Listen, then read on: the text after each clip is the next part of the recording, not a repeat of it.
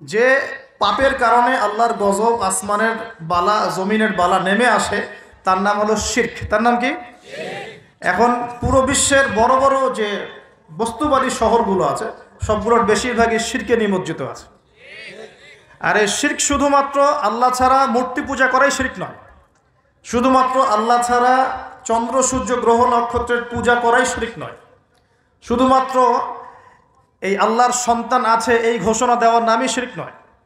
আমরা আমাদের শহরগুলোর মধ্যে আল্লাহ পাকের হালালকে হারাম করে নিয়েছি, হারামকে হালাল করে নিয়েছি, এটাও একটা শিরক, এটা একটা কুফর।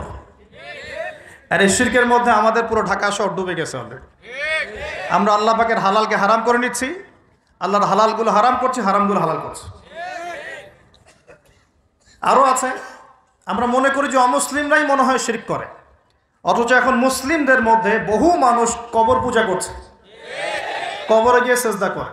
ওর ধারণা, তার ধারণা কবরে শায়িত মানুষ তাকে ভালো মন্দ দিতে পারে। কবরের শায়িত মানুষ কি আমার কল্যাণ অকল্যাণ করতে পারবে?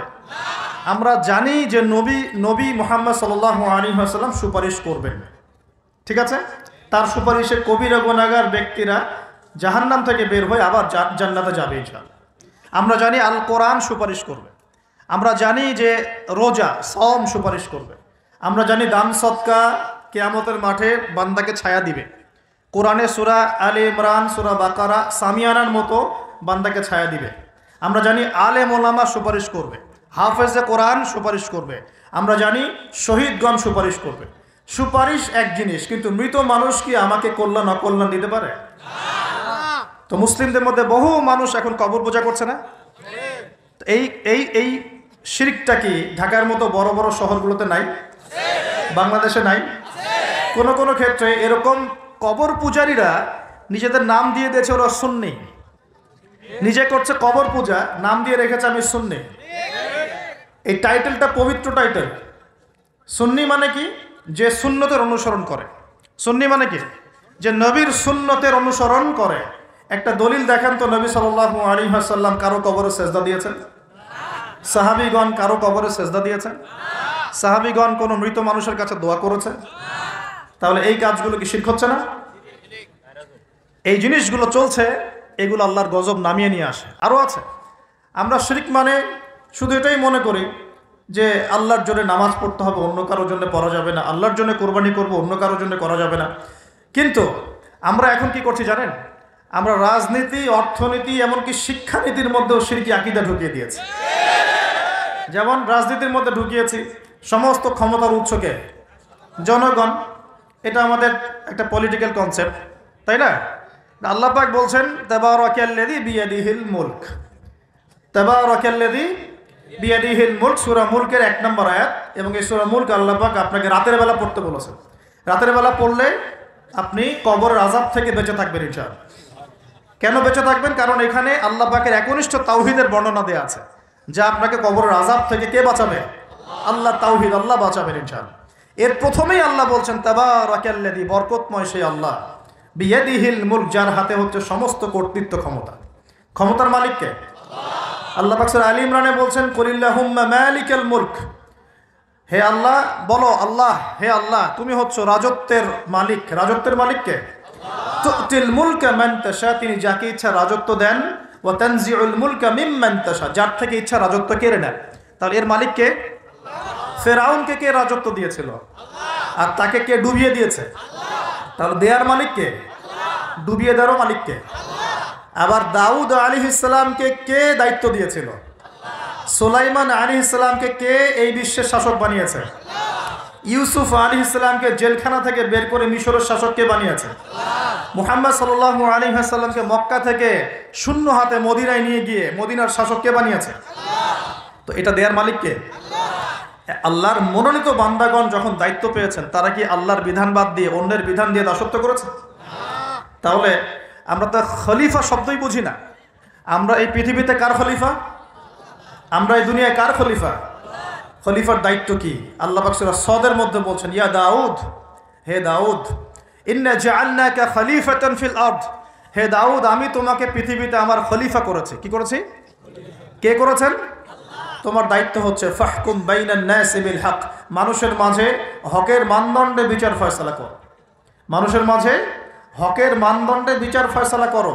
এখন হক, সত্য, সত্য মিথ্যা, ন্যায় অন্যায় চূড়ান্ত মানদণ্ড কি? আমার নিজের মন গড়া যুক্তি, বিজ্ঞান, দর্শন, নাকি আল্লাহ পাকের ওহী? কোনটা? এখন আল্লাহ পাকের ওহী দিয়ে বিশ্বের কতগুলো রাষ্ট্র পরিচালিত হচ্ছে হিসাব করে দেখেন। এখন তাহলে এটা বৈশ্বিক শিরক চলছে না? সারা বিশ্বে এখন বৈশ্বিক শিরক চলছে। যখন এই শিরকগুলো বেশি বেড়ে যাবে, যেটা বেড়ে গেছে, তখন আল্লাহ রাব্বুল আলামিন আসমানের গজব নামাবেন, জমিনের গজব নামাবেন। যখন নূহ আলাইহিস সালামের কওম শিরক করা শুরু করেছিল, আল্লাহ পাক প্লাবন দিয়ে ধ্বংস করে দিয়েছিলেন। আস্তে আস্তে সেদিকেই বিশ্ব যাচ্ছে। আল্লাহ পাক এই বিশ্ববাসীর মধ্যে একটা বড় অংশকে অচিরে ধ্বংস করে দিবেন। লেখা হয়ে গেছে এগুলো। আরও সামনে যান। আমরা অর্থনীতির মধ্যেও শিরক করছি। কেমন শিরক করছি? আল্লাহ পাক হালাল অর্থনীতি দিয়েছেন, ইসলামিক অর্থনীতি। এখানে হালাল করেছেন ব্যবসা, এখানে হালাল করেছেন জাকাত, সাদাকা, সাদাকাতুল ফিতর, কৃষিভিত্তিক অর্থনীতি, এক্সপোর্ট ইম্পোর্ট, মানে সুদ রিবা বাদ দিয়ে যা কিছু আছে সব বৈধ। রিবা, ঘুষ, দুর্নীতি, প্রতারণা বাদ দিয়ে যা কিছু আছে সবই বৈধ। আল্লাহ পাক বৈধ করেছেন। পুরো বিশ্বের ব্যাংকিং সিস্টেম চলছে সুদের মধ্য দিয়ে। পুরো বিশ্বের, শুধু একটা কান্ট্রিকে মার্ক করা যাবে না, একটা কান্ট্রিকে দোষ দেওয়া যাবে না। পুরো বিশ্বের অর্থনৈতিক মোড়ল যারা আছে, এরা সারা বিশ্বকে সুদভিত্তিক অর্থনীতির শিকল দিয়ে বেঁধে ফেলেছে। এখান থেকে কেউ বের হতে পারছে না। এখন তো সারা বিশ্বে আল্লাহর দেওয়া অর্থনীতি বাদ দিয়ে মানুষের অর্থনীতি চলছে না। এটা শিরক না কুফর? নাকি তাওহীদ সুন্নাত? কোনটা? এটা শিরক কুফর না? যখন আল্লাহ পাকের হালালকে আপনি হারাম করে নেবেন, আল্লাহর হারামকে হালাল করে নেবেন, জেনে রাখবেন যেটা একটা শিরকি আকীদা, একটা কুফরি আকীদা। এটা কাজ করা হচ্ছে। আর যখন একটা এলাকার মানুষ শিরক আর কুফরে থাকবে, আল্লাহর কি বরকত নেমে আসবে না আযাব নেমে আসবে? এই জন্যই তো আযাব আসছে। আমরা তো আযাব দেখে বস্তুবাদী সমাধান খুঁজি। কি সমাধান? ভূমিকম্প আসছে, অতএব এখন ভালো ভালো সিমেন্ট দিয়ে বাড়ি বানাও শক্ত করে, যাতে ভূমিকম্পে না নড়ে। আমরা বস্তুবাদী সলিউশন খুঁজি আর কি। বেশি বেশি আশ্রয় কেন্দ্র খোলো, যাতে করে পরবর্তীতে ওখানে গিয়ে উদ্ধার করা যায়। হ্যাঁ, ব্যাকআপ চিন্তা করি যে কি করা যায়, কোনো প্রযুক্তি বের করি যাতে আগে থেকে এই ভূমিকম্পের সতর্কবার্তা দেওয়া যায়। আমরা বস্তুবাদী চিন্তা করি না। আর সলিউশন হচ্ছে, আমরা যদি শিরক আর কুফর থেকে তওবা করতাম, আল্লাহ গজব উঠিয়ে নিতেন। গজব দেওয়ার মালিককে, উঠিয়ে নেয়ার মালিককে। যদি কোনো এলাকার মানুষ তাওহীদের উপর থাকে, শিরক ছেড়ে দেয়, সুন্নতে থাকে, বেদাত ছেড়ে দেয়, ইমানের উপর থাকে, কুফর ছেড়ে দেয়, আল্লাহ পাক কি জালেম যে তাদেরকে জুলুম করে শাস্তি দিবেন? বরং আল্লাহ পাক শাস্তি আরো উঠিয়ে নেবেন, বরকত নাজিল করবেন, রহমত নাজিল করবেন। সূরা আরাফে আল্লাহ বলেছেন, যদি জনপদের অধিবাসীরা ঈমান নিয়ে আসতো, লাফাতাহনা আলাইহিম বারাকাতিন মিনাস সামা, আমি অবশ্যই তাদের উপরে বরকতের দরজাগুলো খুলে দিতাম। আলহামদুলিল্লাহ, আসমান জমিনের বরকতের দরজা সব খুলে দিতাম। কিন্তু জনপদের অধিবাসী তো ঈমান আনবে না, কারণ মনে করছে যে আমরাই সব। মানুষ এখন এই পৃথিবীর বেশিরভাগ মানুষ মনে করে যে মানুষই সব কিছু, মানুষই সব কিছু, মানে এই সভ্যতার কারিগর হচ্ছে মানুষ। মানুষ এমন মনে করে। অথচ সভ্যতা শুরু হয়েছে নবীদের হাতে, সভ্যতা শেষও হবে নবীদের হাতে। সভ্যতা শুরু হয়েছে কোন নবীর হাতে বলেন? এই পৃথিবীতে সর্বপ্রথম কৃষিকাজ করেছেন কোন নবী জানেন? আদম আলাইহিস সালাম। আর এমন কোন নবী নাই আল্লাহ পাকের যে নবী কৃষিকাজ এবং পশুপালন করেন নাই। এমন কোন নবী নাই যিনি কৃষিকাজ পশুপালন করেন নাই। এটা নবীদের সুন্নত। কারণ নবীদেরকে মানুষকে সঠিক পথে আনতে হয়। যখন আপনি পশুপালন করবেন, কৃষিকাজ করবেন, তখন কিন্তু আপনার মধ্যে একটা ধৈর্য বাড়বে, মানুষকে নেতৃত্ব দেওয়ার একটা ক্ষমতা তৈরি হবে। তো মুসা আলাইহিস সালামকে আল্লাহ পাক 10 বছর ওই কৃষিকাজ করিয়েছেন, ফার্মে কাজ করিয়েছেন। শুআয়ব আলাইহিস সালামের ফার্মে তিনি 10 বছর কাজ করেছেন। কারণ বনু ইসরায়েলের মতো একটা ছিন্ন ভিন্ন জাতিকে তাকে নেতৃত্ব দিতে হতো। আল্লাহ পাক আগে তাকে তৈরি করেছেন। আল্লাহ বলেছেন, ওয়াসতানাতুকা লিনাফসি, আমি নিজের জন্য তোমাকে তৈরি করেছি আগে। তো এই যে কৃষিকাজকে খারাপ মনে করবেন না। এগুলো যারা করেন মনোকষ্টে ভুগবেন না যে আপনি দরিদ্র, আপনার মান সম্মান কম, এমন নয়। আপনি বরং সম্মানিত মানুষ, কারণ আপনি নবীদের সুন্নতের পেশায় আছেন, মাশাআল্লাহ। তো যেটা বলছিলাম, যখন শিরক আর কুফর বাড়তে থাকে একটা জনপদের মধ্যে, তখন আল্লাহর আযাব গজব নামতে থাকে।